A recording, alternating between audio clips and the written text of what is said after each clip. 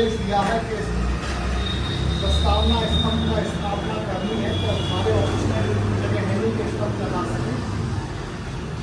तो प्रस्तावना भारत के संविधान की उद्देशिका प्रेमतम जो है आज हम यहाँ स्थापित कर रहे हैं।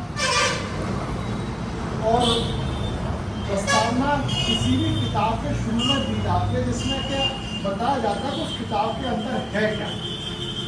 हमारे देश का संविधान की जो प्रस्तावना है वो हमारे संविधान का एक तरह से आईना है। वो आपको बताता है कि उसके अंदर अंदर आपको क्या क्या चीज़ें मिलने वाली हैं। तो हम भारत के लोग भारत को एक संपूर्ण प्रभुत्व संपन्न समाजवादी पंथनिरपेक्ष लोकतंत्रात्मक गणराज्य बनाने के लिए तथा उसके समस्त नागरिकों को सामाजिक आर्थिक और राजनीतिक न्याय विचार अभिव्यक्ति विश्वास धर्म और उपासना की स्वतंत्रता प्रतिष्ठा और अवसर की समता प्राप्त कराने के लिए तथा उन सब में व्यक्ति की गरिमा और राष्ट्र की एकता और अखंडता सुनिश्चित करने वाली बंधुता बढ़ाने के लिए दृढ़ संकल्प होकर अपनी इस संविधान सभा में आज तारीख 26 नवंबर 1949 ईस्वी मार्ग की शुक्ला सप्तमी संवत 2006 विक्रमी को एदक द्वारा इस संविधान को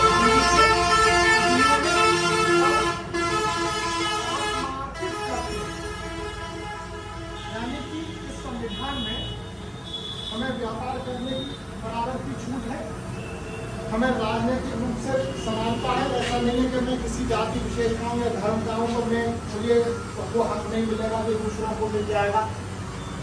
हम अपने विचार व्यक्त कर सकते हैं, चाहे वो सरकार के पक्ष में हो चाहे विरोध में हो। हम अभिव्यक्ति कर सकते हैं। मेरा विश्वास हिंदू धर्म में है, किसी का सिख में है, किसी का ईसाई में है, कोई बौद्ध है, तो हम अपने विश्वास को रखने के लिए हमें स्वतंत्रता है। धर्म हमारा स्वतंत्र रह सकता है और उपासना की पद्धति भी हमें हक हासिल है कि चाहे हम नमाज पढ़ें, चाहे पूजा करें, चाहे हम हवन करें, चाहे हम किसी और पद्धति से गुरुद्वारे में जाके माथा टेकें, इसकी भी संविधान हमको इजाजत देता है। प्रतिष्ठा और अवसर की समता प्राप्त करने के लिए ये अधिकार है। यानी कि अगर मैं सम्मानजनक हूँ तो मेरा हक बनता है कि आप मेरा अपमान ना करें, मेरी बेइज्जती ना करें, मुझे सम्मान दें और बराबर का हक मुझे मिले। अगर बिजनेस मैं कर रहा हूँ तो केवल इसलिए कि मैं एक धर्म विशेषता हूँ, मैं एक जाति विशेषता हूँ, मुझे बिजनेस करने की अपॉर्चुनिटी नहीं मिलेगी, ऐसा नहीं होगा। हमें ये बराबरी का है। उसके साथ साथ समाजवादी पंथ निरपेक्ष लोकतांत्रिक गणराज्य बनाने के लिए समाजवादी पार्टी से मतलब नहीं, समाजवादी विचारधारा है जिसका मतलब है कि समाज में बराबरी कायम करनी, यानी कि गरीबी उत्पीड़न शोषण करना, नीचे के लोगों को ऊपर लाना है, ऊपर के लोगों को और ऊपर पहुंचाना। दूसरा पंथ निरपेक्ष और मतलब सरकार का पंथ नहीं होगा।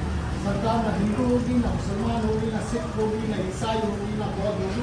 सरकार होगी और सबके साथ बराबर का जो है वो व्यवहार करेगी, किसी के साथ अन्याय नहीं करेगी। और लोकतंत्र का मतलब है हम लोग जिस तरह बहुमत होगा उसकी बात उसकी बात करेंगे। ऐसा नहीं है कि एक राजा महाराजा है तो 100 आदमियों की बात लगा दी और एक राजा महाराजा की बात मान दी, ये नहीं।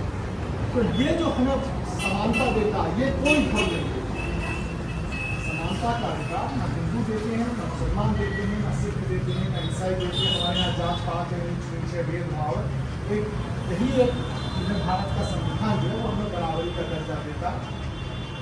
और इस संविधान की बदौलत ही आज हम लोग चल रहे हैं। तो ये जो बनाने का उद्देश्य है कि आम नागरिक इस अधिकार को समझे और इसकी रक्षा के लिए दृढ़ संकल्प होकर खड़ा हो जाए।